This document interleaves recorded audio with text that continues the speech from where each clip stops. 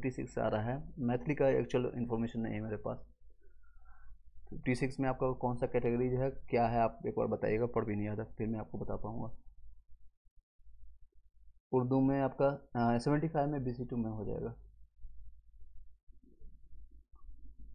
चलिए, कोई और क्वेश्चन है तो पूछ सकते हैं।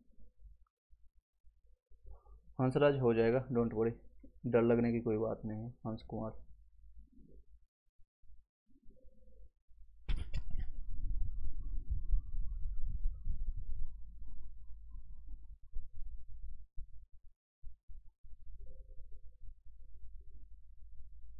चलिए आगे कंटिन्यू करते हैं।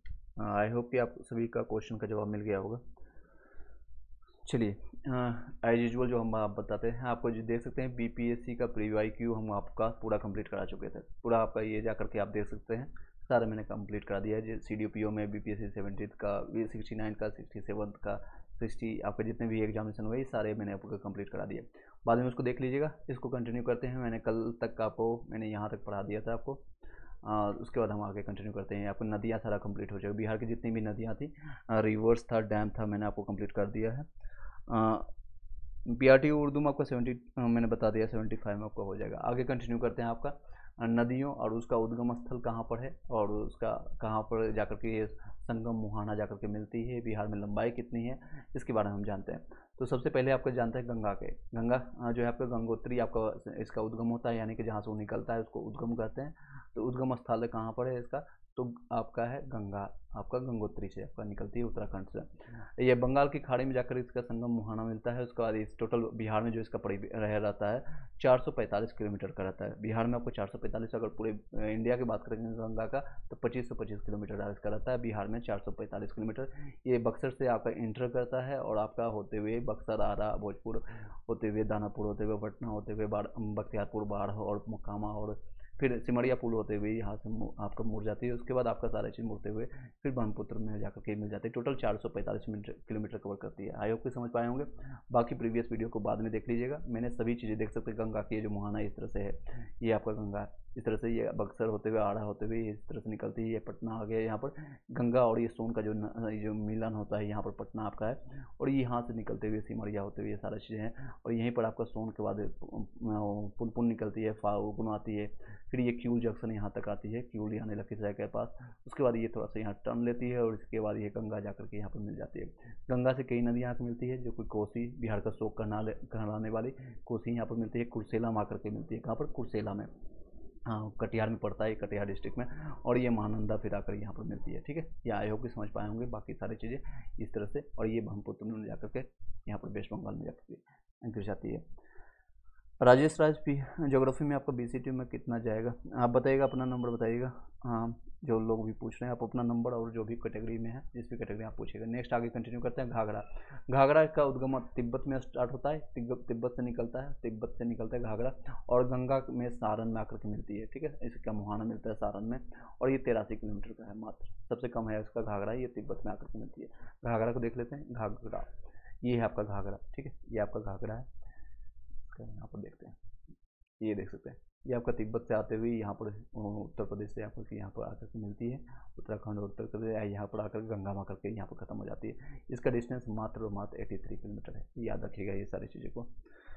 BC2 में 72 आ रहा है, चांसेस बनेगा इसमें BC2 में हो जाएगा। ठीक, नेक्स्ट है गंडक का। अगर देखें टोटल 83 किलोमीटर। गंडक के बारे में नेपाल से ही निकलती है और गंगा में सोनपुर में आकर के मिल जाती है, और टोटल 260 किलोमीटर में जाती है। तो गंडक को हम देखते हैं यहाँ पर। गंडक यहाँ पर देख सकते हैं, ये पश्चिम चंपारण होते हुए यहाँ से निकलती है, नेपाल की ये बॉर्डर शेयर करता है यहाँ नेपाल और उत्तर प्रदेश दोनों, पश्चिम चंपारण में UP का। तो यहाँ से गंडक होते हुए निकल के आती है। टोटल 260 किलोमीटर यहाँ डिस्टेंस करती है, और फिर ये यहाँ आकर के गंगा में आकर के मिल जाती है। ठीक है, गंगा में आकर के मिल जाती है। ठीक है, गंडक आकर के गंगा में आकर जाकर समाहित हो जाती है। टोटल 260 किलोमीटर डिस्टेंस कवर करती है। तो ये सारी चीज़ें आपको क्वेश्चन ज्योग्राफी के आपको पूछे जा सकते हैं। ठीक है, इडुटेरिया का हम बुक करवा रहे हैं। आगे कंटिन्यू करते हैं, सॉरी आगे कंटिन्यू करते हैं। ये देख सकते हैं बूढ़ी गंडक। बूढ़ी गंडक आपका है जो सोमेश्वर पहाड़ी से आता है, ये पश्चिम चंपारण की ही आपको सबसे ऊपर से पहाड़ी आती है, वहीं से इसको बूढ़ी गंडक और गंडक दो अलग अलग है। पुरानी जो एक नदी का जो बहाव हुआ करती है उसको बूढ़ी गंडक, और नई जो निकली है उसको गंडक के नाम से जानते हैं। ये गंगा में खगड़िया में आकर के मिलती है, ये सोनपुर में मिलती है, हाजीपुर से थोड़ा आगे। तो ये देख सकते हैं ये बूढ़ी गंडक आपका है, बूढ़ी गंडक ये आपका देख सकते हैं, ये सोमेश्वर की पहाड़ी से निकल करके यहाँ इस तरह से निकलते हुए यहाँ आकर के आपका यहाँ टोटल डिस्टेंस इसका कवर कितना किया है ये जान देते हैं। टोटल डिस्टेंस इसमें थोड़ा बूढ़ी गंडक का ज़्यादा है, 320 किलोमीटर, लगभग आपका 60 किलोमीटर का डिस्टेंस ज़्यादा है इससे गंडक से। तो ये बूढ़ी गंडक ज़्यादा यात्रा करती है, इससे भी समझ सकते हैं जो बूढ़े लोग होते हैं ज़्यादा अपना जीवन का यात्रा सफल करते हैं, और यहाँ आकर के फिर आपका गंगा में खगड़िया में आकर के मिल लेते हैं। कहाँ पर? खगड़िया में आकर के मिल जाते हैं। ये खगड़िया बेगूसराय से थोड़ा आगे आपको पड़ेगा, खगड़िया में आकर के मिल जाती है। फिर आप बागमती पढ़ते हैं, बागमती आप देखते हैं महाभारत श्रेणी के, नेपाल श्रेणी में आकर के मिलती है, महाभारत श्रेणी से यहाँ से उद्गम होता है, कोसी में आकर के यहाँ पर इसका मिलान होता है, और 394 किलोमीटर का है। तो 394 किलोमीटर ये सफ़र तय करती है। तो ये आपका है बागमती, ये आपको देख सकते हैं बूढ़ी गंडक के पास में ही ये भी नेपाल से आती है, महाभारती नदी इसको करते हुए, और ये सारा चीज़ जाकर के फिर आपका कोसी में बिहार का शोक कहलाने में वहाँ पर मिलती है, और फिर ये दोनों मिल करके आकर के गंगा में मिल जाती है। चलिए नेक्स्ट चलते हैं। नेक्स्ट कितना है? 394 किलोमीटर, याद रखिएगा डिस्टेंस के साथ। कमला, कमला ये भी महाभारत से नेपाल से निकलती है, और कोसी में जो बिहार के शोक कहलाने वाली है, इसका डिस्टेंस नहीं दिया गया है यहाँ पर, तो यहाँ जानते हैं ये कमला है इसका। ये देख सकते हैं ये आकर के फिर ये कोसी में आकर के मिल जाती है। इसको थोड़ा क्लियर कर देते हैं ताकि आपको अच्छे से समझ आए। देख सकते हैं ये आपका कमला यहाँ पर इस तरह से आती है, यहाँ पर आकर के ये कोसी में फिर मिल जाती है, कोसी में मिल करके फिर भी गंगा में आकर के मिल जाती है। चलिए नेक्स्ट है, हाँ कोसी के ऊपर जानते हैं, कोसी जिसको गोसाई स्थान से आकर, गोसाई स्थान से नेपाल से निकलती है, और गंगा कुर्सेला में आकर के कटिहार के डिस्ट्रिक्ट में, जो मैंने बताया आपका 260 किलोमीटर इसका डिस्टेंस रहता है। पीआरटी का मैंने बता दिया, हसन राजा आपको, हसन राजा आपका 75 में हो जाएगा BC2 में। नेक्स्ट सेम क्वेश्चन बार बार टाइप कर रहे हैं। ये देख सकते हैं कोसी आपका ये भी नेपाल की नदियों से आकर के होती है, 260 किलोमीटर का डिस्टेंस कवर करते हुए कुर्सेला में आकर के, जो कि कटिहार डिस्ट्रिक्ट में पड़ता है, आकर के गंगा में समाहित हो जाती है, मिल जाती है। नेक्स्ट है हम पढ़ते हैं महानंदा। महानंदा है पश्चिम बंगाल के दार्जिलिंग जिले की पहाड़ियाँ हैं गंगा। अगर इसमें कोई भी क्वेश्चन रहता है, कोई भी डाउट होता है, आप पूछ सकते हैं, इसको दोबारा हम समझा देंगे, बता देंगे डायग्राम के साथ। पश्चिम बंगाल के दार्जिलिंग के जिले के पहाड़ी से निकलता है, और गंगा में मालदा में आकर मिल जाता है। मालदा का आपको फेमस है आम, देख सकते हैं, ये महानंदा इस तरह से निकलता है, ये देख सकते हैं, ये आपका मालदा, ये आया थोड़ा छोटा कर देते हैं, ये देख सकते हैं, ये महानंदा आपका निकलता है यहाँ से, देख सकते हैं दार्जिलिंग से होते हुए, इसे जहाँ पर चाय सबसे ज़्यादा फेमस है, और ये गंगा में आकर के मिल जाती है यहाँ पर। ठीक है, गंगा कहाँ पर आकर मिलती है? तो आपका महानंदा का मालदा में निकलती है, पश्चिम बंगाल में चल जाता है, बंगाल पश्चिम बंगाल के दार्जिलिंग के जिले से निकलती है। चलिए नेक्स्ट क्वेश्चन पर चलते हैं। कर्मनाशा, कर्मनाशा आपका कर्म का नाश हो जाएगा, यहाँ नहाने की एक ऐसा प्रचलन है। अब विंध्य पहाड़ी से निकलती है, और गंगा चौसा में आकर के मिल जाती है, गंगा के चौसा में आकर के मिल जाती है। इसको जानते हैं, इसको जानते हैं, ये देख सकते हैं, इसको देखते हैं, ये कर्मनाशा यहाँ पर मिलती है, रोहतास जिले में पड़ता है, और यहाँ यूपी से होते हुए ये गर्म में आपका चौसा में आकर के मिल जाता है। बक्सर से आगे देखेंगे, बक्सर आप जब बक्सर जाते हुए या जब दिल्ली जाते हैं पटना से होते हुए यहाँ पर से, तो यहाँ पर आपको पता चलता होगा ये चौसा एक स्टेशन आता है, तो यहीं पर कर्मनाशा नदी आकर के मिल जाती है। ठीक है, रोहतास में आपको पड़ता है। नेक्स्ट हम पर चलते हैं, आपका सोन नदी है, अमरकंटक पहाड़ी है, मध्य प्रदेश से आपका ये निकलता है। अमरकंटक पहाड़ी कहाँ पर है? मध्य प्रदेश में, MP में पड़ता है, और गंगा दानापुर में आकर के मिल जाती है, इसका सोन गंगा दानापुर में आकर के मिल जाती है, ये सोन नदी देख सकते हैं, ये देख सकते हैं, ये सोन नदी आकर के दानापुर पटना में मिल जाती है।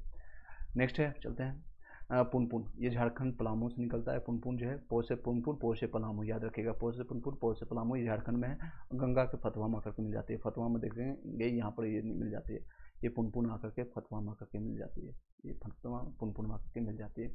नेक्स्ट निरंजना को पढ़ेंगे, निरंजना फाल्गुन इसी को कहते हैं, फल्गुनु या छोटा नागपुर पठार से निकलता है झारखंड से, ये पुनपुन नदी के साथ गंगा में आकर के मिल जाती है, वहीं पर आकर मिलती है, और यही निरंजना नदी के किनारे आकर के गौतम बुद्ध को ज्ञान की प्राप्ति हुई थी गया में। ये देखते ही गया से आती है ये सारे फल्गु या निरंजना नदी, आप इस तरह से देख सकते हैं, मोहना इसी से कर करके निकलता है। तो आगे पढ़ते हैं अजय। अजय जो है जमुई में आपका ये नदी बहती है, जमुई से निकलती है, जम्मू की पहाड़ी से, और गंगा में आकर पश्चिम बंगाल में आकर के मिल जाती है। यहाँ पर आप देखेंगे क्यों में इस तरह से ये आपको निकलती है। नेक्स्ट है ख्यूल, ख्यूल के हजारीबाग से आपका झारखंड से आपका निकलता है। और ये सकरी छोटा नागपुर पठार से निकलती है और ये लखीसराय आपका गंगा में आकर के मिल जाती है। ख्यूल का नदी के साथ में गंगा आपका मैदान में आपको देखने को मिलता है। तो ख्यूल आपको ये सारी चीज़ें यहाँ पर देखने को मिलता है। गंगा नदी में आपको देखने को मिलेगा। और मोहना आपको मैंने बता दिया। आई होप कि क्लियर हो पाएगा। फिर सब एक एक पार्ट हम पढ़ेंगे, कितना डिस्टेंस है, कितना आपका क्या चीज़ें हैं, पूरे इंडिया वाइज में हम पढ़ेंगे। गंगा नदी के बारे में जानते हैं। गंगा जो है उत्तराखंड के गंगोत्री ग्लेशियर से निकलती है। ग्लेशियर जो पिघलता है उसी से आपका निकलते हुए गंगा निकलती है। कहाँ से निकलती है? तो उत्तराखंड के। इसकी लंबाई 2525 किलोमीटर है, जैसे मैंने बताया, जिसमें बिहार में इसकी लंबाई मात्र कितना है? तो 445 किलोमीटर है। 445 किलोमीटर है। देवप्रयाग में अलकनंदा और भागीरथी दोनों नदियों के मिलने के बाद इस नदी को गंगा नाम से जाना जाता है। तो यह कहाँ आकर के, इससे पहले इसको देवप्रयाग में जो है, देवप्रयाग में उससे पहले देवप्रयाग जो है इलाहाबाद प्रयागराज जिसको कहते हैं, उससे पहले इसको कहते हैं देवप्रयाग में अलकनंदा और भागीरथी के जो संगम होता है, ये उत्तराखंड का है, सॉरी ये प्रयागराज का नहीं है। वहाँ से इस तरह से ये नदियाँ निकलती है और एक यहाँ से आती है, एक अलकनंदा ऊपर से आती है, नीचे भागीरथी, दोनों का जो मिलने का जो संगम होता है उसी को कहते हैं गंगा। ठीक है, देवप्रयाग में इसको कहते हैं, देवप्रयाग में देखने को मिलता है ये गंगा।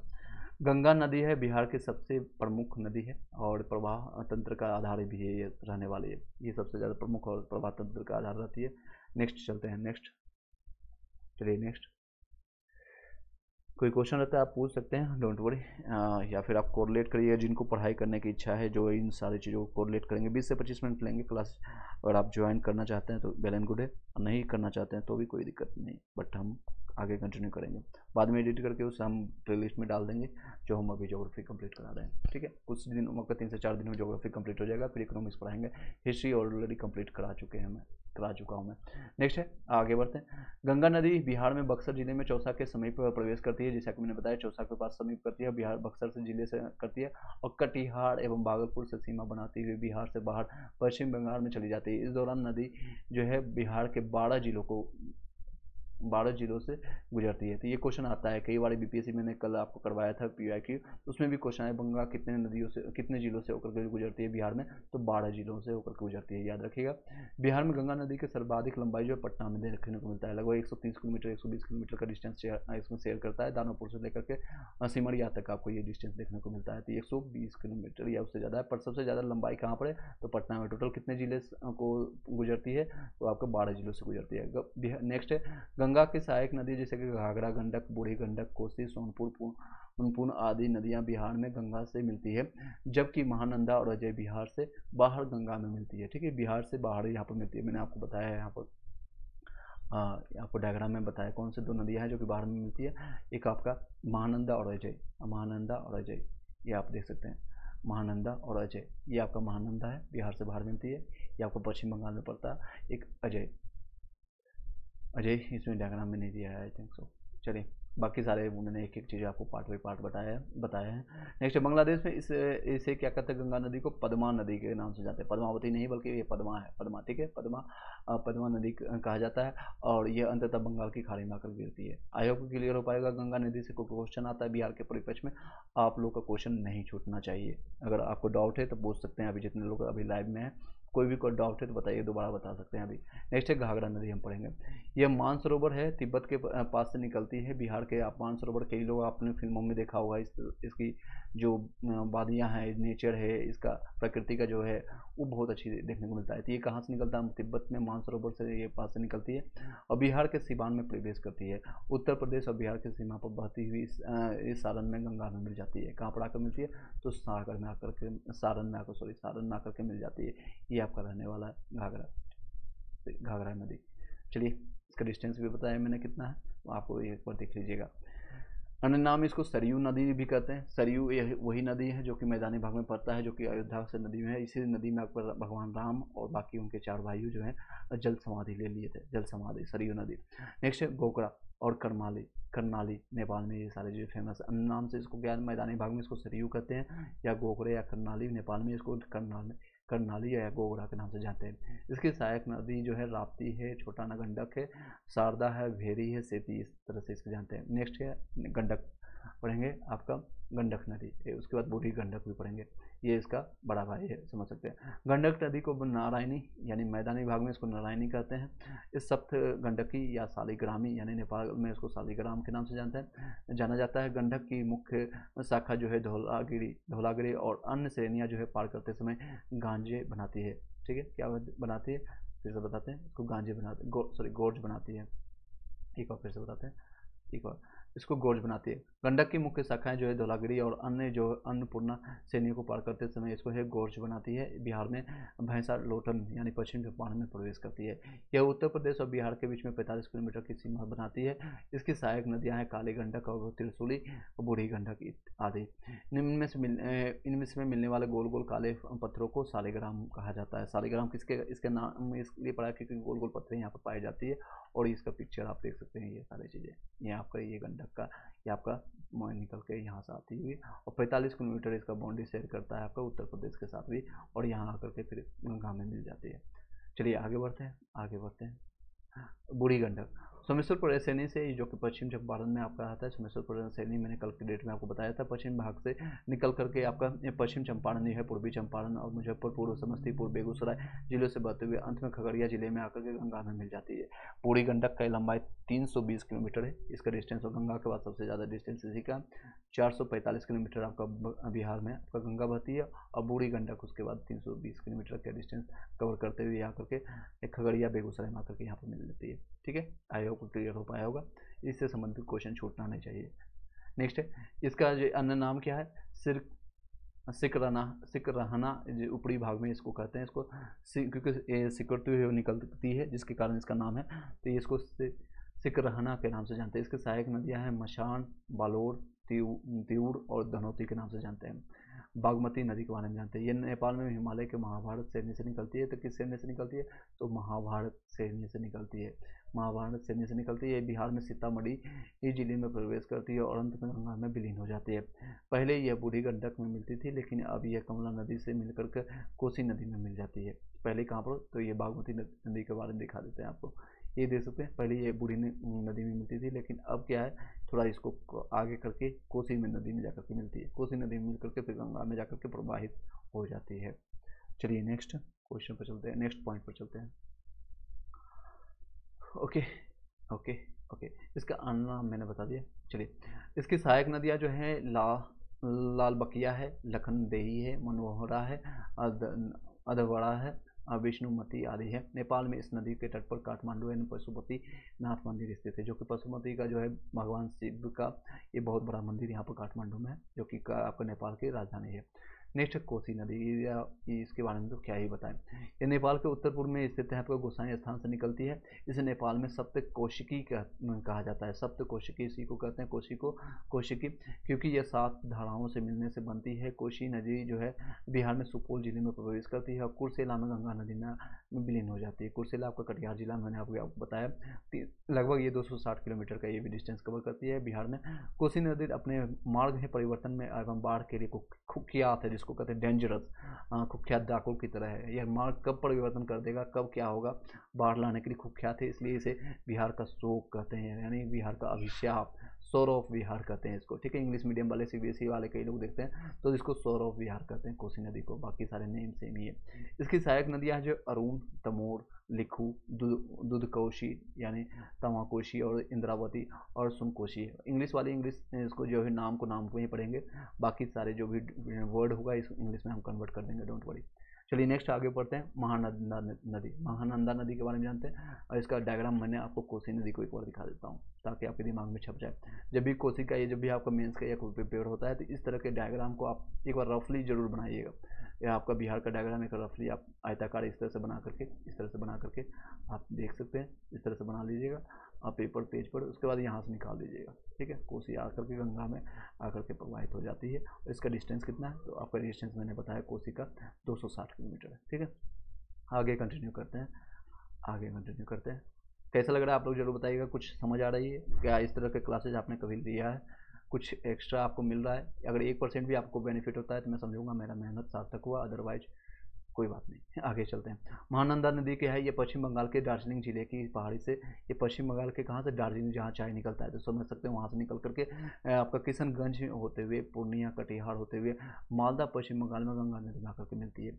यह उत्तर बिहार के सबसे पूर्वी नदी है, यानी सबसे ईस्टर्न साइड में आपको मिलता है, ईस्टर्न साइड यानी पूर्वी भाग में।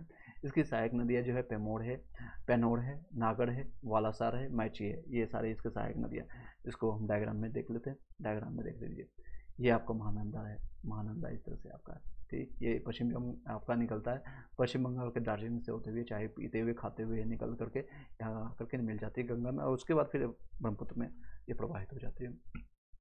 नेक्स्ट है पश्चिम बंगाल की खाड़ी में जाकर प्रवाहित हो जाती है। नेक्स्ट है, आई होप क्लियर हो पाएगा। नेक्स्ट है कर्मनाशा नदी। कर्मनाशा ये आपका अब नीचे का पार्ट हम पढ़ेंगे, ये सारे मैंने उत्तर के यानी ऊपर का पार्ट मैंने बता दिया, ये नॉर्थ वाले साइड का मैंने सारे गंगा की नदियों के बारे में बता लिए। अब हम साउथ के सारे साइड से बताना शुरू करेंगे। यहाँ कर्मनाशा, फिर सोन, पुनपुन, फल्गु, मोहना, क्यूल और ये सारे नदियों के बारे में जानेंगे। नीचे कम है नदियाँ, ऊपर में ज़्यादा है, उधर ज़्यादा वर्षा का क्षेत्र भी देखा जाता है, कल के डेट में मैंने बताया है आपको। तो इस सारे रीजन्स के कारण कर्मनाशा नदी है, इसकी उत्पत्ति जो है आपको उत्पत्ति विंध्य पहाड़ी से होती है। यह बिहार उत्तर प्रदेश की सीमा निर्धारित करती है। चौसा जो है बक्सर में आकर के गंगा नदी में प्रवाहित हो जाती है। यह दक्षिण बिहार की सबसे पश्चिमी नदी है, सबसे पश्चिम के साइड में है। और कर्मनाशा नदी ये अपवित्र नदी माना जाता है। ये अपवित्र यानी आपके जो भी कर्म किए हैं, पुण्य कर्तव्य किए हैं, वो आपका नाश हो जाएगा। कर्मनाशा नाम से ही पता चल रहा है, ये ऐसा मान्यता है। ये आपको देख सकते हैं, डायग्राम आपको दिखा देते हैं, बाकी हम क्लियर कर देते हैं ऊपर के सारे डायग्राम्स। अब आपको कोई ज़रूरत नहीं है, तो ये सारे डायग्राम देख सकते हैं। ये आपका गंगा का है, यहाँ पर देख सकते हैं ये कर्मनाशा नदी इस तरह से आकर के यहाँ चौसा बिहार में आपको बक्सर में आकर मिल जाती है। और इससे पहले का सारा पार्ट है जो यूपी का पार्ट है, ठीक है, यूपी का पार्ट है। आगे कंटिन्यू करें। यस नो में भी आप लोग को इंटरेस्टिंग लग रहा होगा, समझ आ रहा होगा, बताइएगा कुछ। यस नो में भी सोन नदी के बारे में जानते हैं, अच्छा लग रहा होगा आई थिंक सो। चलिए, मध्य प्रदेश में आपका आता है अमरकंटक नदी से, ये बहुत इंपॉर्टेंट क्वेश्चन है, इसमें क्वेश्चन आती है। ये मध्य प्रदेश का अमरकंटक पहाड़ी से निकलता है, मैकाल श्रेणी से निकलती है। यह रोहतास बिहार में और गढ़वा जिले झारखंड के बीच से बिहार में प्रवेश करती है। रोहतास और भोजपुर की पूर्वी सीमा बनाते हुए मनेर और दानापुर में गंगा नदी में मिलती है। तो कहाँ, मनेर और दानापुर में। सोन नदी के बारे में जानते हैं। और ये यमुना के बाद गंगा की दूसरी सबसे दक्षिणी ये सहायक नदी है। तो यमुना जो आपका है उसके बाद ये दूसरी सबसे दक्षिण की भाग, यानी कि जो साउथर्न साइड जो हम पढ़ रहे हैं, नीचे वाला जो पार्ट है, आप लोग को दिशा का ज्ञान होना चाहिए। ये आपका वेस्टर्न साइड है, ये साउथ का साइड है, ये ईस्टर्न साइड है। सबसे ईस्टर्न साइड अभी मैंने बताया आपको, जो कि आपका दार्जिलिंग से होते हुए महानदी आकर के गंगा मिलती है। ये आपका सबसे ईस्टर्न साइड की नदियाँ हैं। ये आपका दूसरी सबसे यमुना के साइड है, जो कि दक्षिणी भाग में आपका निकलता है। तो सबसे पहला जो है आपका कर्मनाशा है, ये दक्षिण की नदियाँ थी। और ये दक्षिण बिहार की सबसे पश्चिमी नदी, ये आपका है दक्षिण से पश्चिम, यानी कि ये वाला वेस्टर्न साइड से निकलने वाले, तो इसकी सहायक नदी है। ये भी दिशा के बारे में क्वेश्चन आ जाता है, तो इसको आप ध्यान रखेंगे। इसकी सहायक नदियाँ हैं हिरंद, आपका कन्हाड़ और उत्तरी कोयल रहता है। सोन नदी पर डेहरी बांध जो आपका रोहतास, इंद्रपुरी, बैराज, आपको रोहतास बांध मध्य प्रदेश में स्थित है। सोन नदी पर बहने वाले नहरों जो कि रोहतास, भोजपुर के शुष्क मैदान क्षेत्रों को बिहार का मुख्य चावल क्षेत्र बनाया जाता है। इससे चावल क्षेत्र यहाँ पर बहुत ज़्यादा होता है। ये सारे क्षेत्र आपको एक बार बता देते हैं। ये आपको सोन नदी दे सकते हैं। ये अमरकंटक नदी से आपका एमपी से होकर के यहाँ से आती है, एमपी से आता है, अमरकंटक पहाड़ियों से निकलते हुए ये आपको निकलता है। और ये आपका यहाँ इंटर करते हुए इस तरह से आपका फिर जाकर के बिहार में आपका गंगा में जाकर के समाहित हो जाती है। चलिए नेक्स्ट पॉइंट पर चलते हैं। नेक्स्ट चलें, पुनपुन नदी के बारे में चलते हैं। ये झारखंड के पलामू जिले से आते हैं। पो से पुनपुन, पो से पलामू, मैंने बताया आपको। जिले के छोटा नागपुर पठार से निकलती है और बिहार के औरंगाबाद, जहानाबाद होते हुए पतवा में आपको गंगा नदी में जाती है। इसकी सहायक नदियाँ जो है मोरहर है और मादर और धरदा है। ये सारी चीज़ें पॉइंट याद रखिए। दक्षिण बिहार की ये दूसरी प्रमुख नदियाँ हैं। चलिए नेक्स्ट चलते हैं, ऑलरेडी मैंने बता दिया।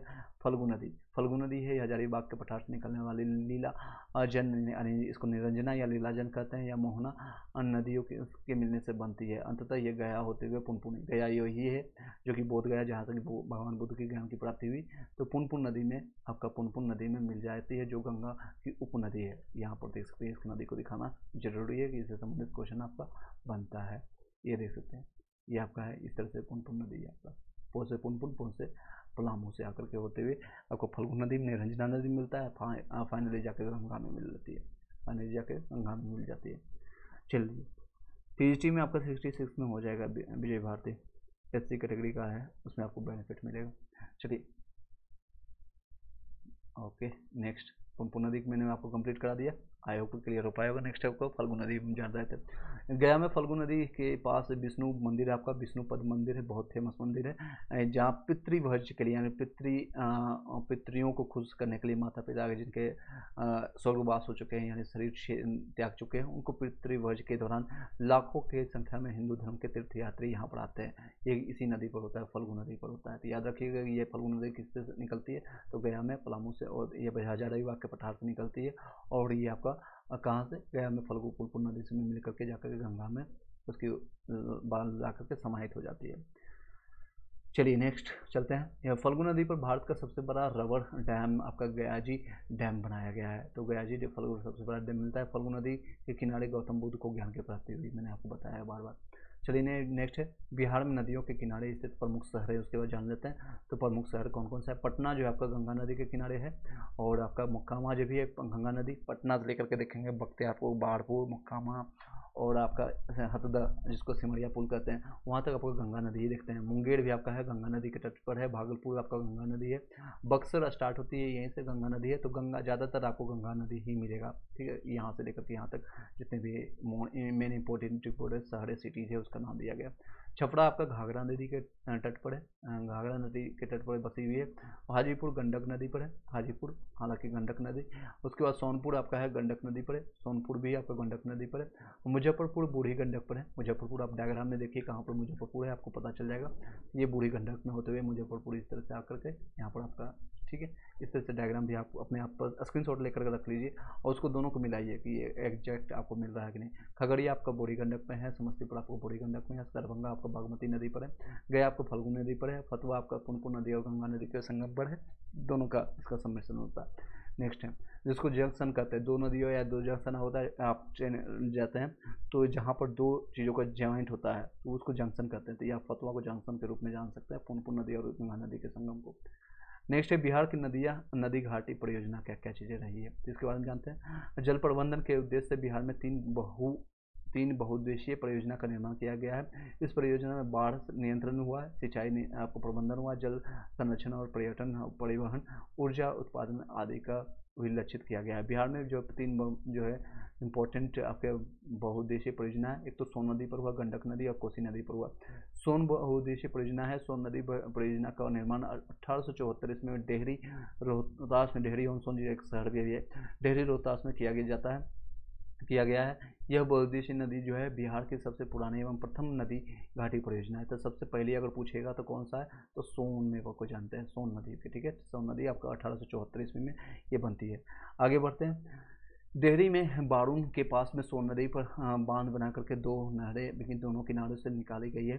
सोन जो है आपका पूर्वी सोन नहर जो है, इस नहर में से औरंगाबाद, गया, जहानाबाद, अरवल, पटना तक की सिंचाई की जाती है। इससे सिंचाई में फ़ायदा होता है, क्या क्या फ़ायदा होता है, ये आप जब मेंस का आएगा तो ये सारी चीज़ें पॉइंट लिख सकते हैं। इस परियोजना से हमको बाढ़ नियंत्रण के लिए सुविधा मिलती है, सिंचाई के लिए प्रबंधन होता है, सिंचाई से प्रबंधन अगर करते हैं यानी हमें आपका ज़्यादा कृषि कर सकते हैं, ज़्यादा खाद्यान्न हो सकता है, जल प्रबंधन कर सकते हैं। जल प्रबंधन अगर अच्छा से हम कर लेंगे तो भविष्य में जब सूखा आएगा तो हम उसको यूज कर सकते हैं, इलेक्ट्रिसिटी बनाने के लिए यूज कर सकते हैं, थर्मल पावर प्लांट बना सकते हैं, पर्यटन के लिए कई लोग यूज करते हैं, आपका ट्रेवलिंग वाले लोग वहाँ करके देख सकते हैं, परिवहन के लिए भी यूज हो सकता है, आपका ट्रांसपोर्टेशन के लिए, ऊर्जा उत्पादन के लिए भी हम यूज कर सकते हैं। ये सारे पॉइंटर्स को आप लिख सकते हैं। नेक्स्ट है पश्चिम सोन नहर में देखेंगे, ये पूर्वी सोन के बारे में बताया, ईस्टर्न साइड में क्या क्या सोन नदी का है, तो इसमें आपका औरंगाबाद, गया, जहानाबाद, अरवल, पटना किस तक के सिंचाई करते हैं। और पश्चिमी वेस्टर्न सोन नदी की बात करें तो इस नहर से रोहतास, कैमूर, बक्सर, भोजपुर आदि जिलों में सिंचाई की जाती है। अगर आप डायग्राम में अगर बना कर देंगे तो नंबर खुश होकर के मेंस में काफ़ी मिलेगा, हालांकि 1 फैक्ट में सिर्फ आप जान लीजिए कि इस तरह से देख सकते हैं। ये सोन नदी पर जो गटी है, जो आपका एक वेस्टर्न साइड है, एक पूर्वी साइड है, तो मैंने आपको दोनों बताया। यहाँ से पटना, ये सारे जो जितने भी डिस्ट्रिक्ट है, अरवल, गया, जहानाबाद, सारे मैंने आपको बताया। इसकी आगे कंटिन्यू करते हैं। चलिए अब ज़्यादा नहीं लेंगे क्लासेज, थोड़ा देर में हम इसको कंप्लीट कर देंगे।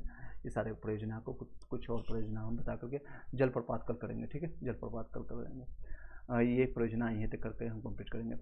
पश्चिम जो है इस नहर से रोहतास, कैमूर और भोजपुर आदि में जल सिंचाइयों के लिए किया जाता है। सोन नहर पर 2 विद्युत केंद्र भी बना है, जिसको डेहरी जल विद्युत केंद्र, जिसमें 6.6 यानी मेगावाट का इसमें बिजली मिलता है। मेगा मतलब देखिए 10 लाख, 10⁻6 इसको कहते हैं। और वारुण जल विद्युत आपका केंद्र है तो 3.3 यानी इसका आधा है ठीक, मेगावाट स्थापित किए थे। इससे संबंधित क्वेश्चन आपसे पूछा जा सकता है। तो सोन नदी नहरों पर कौन सा आपका विद्युत जल विद्युत केंद्र है? तो डेहरी एक है, दूसरा आपको बारुण है, ठीक है। डेहरी और बारुण है, इसकी क्षमता कितनी है? तो 6.6 मेगावाट है और इसकी 3.3 मेगावाट है।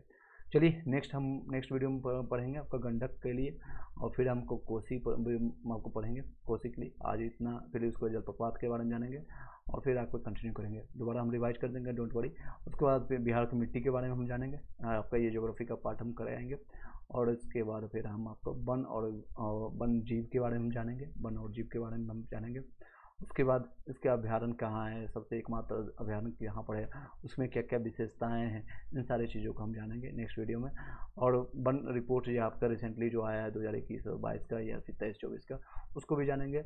बिहार में आपदा प्रबंधन के लिए क्या क्या चीज़ें हुई है इसके बारे में जानेंगे, इससे संबंधित है। उसके बाद आपका ज्योग्राफी कंप्लीट हो जाएगा। फिर इकोनॉमिक्स की बात आएगी, अर्थव्यवस्था के बारे में हम किसी और लेक्चर में पढ़ेंगे।